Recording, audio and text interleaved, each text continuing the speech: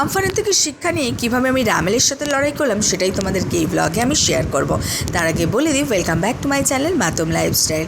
আশা করি তোমরা সবাই খুব ভালো আছো।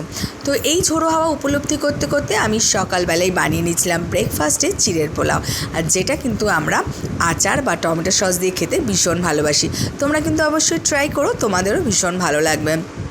আর তারপরে বলে দিই, আমফানের সময় কিন্তু আমি প্রচণ্ড আতঙ্কিত হয়ে গেছিলাম, কেন এরকম ঝড় আমি কখনোই দেখিনি।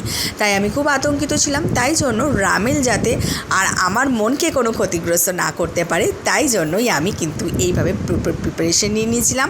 যেমন আমি প্রচুর জল স্টোর করে রেখেছিলাম, আমি আগের দিনে ভাত বানিয়ে রেখেছিলাম যাতে আমাকে জল বেশি না খরচ করতে হয়।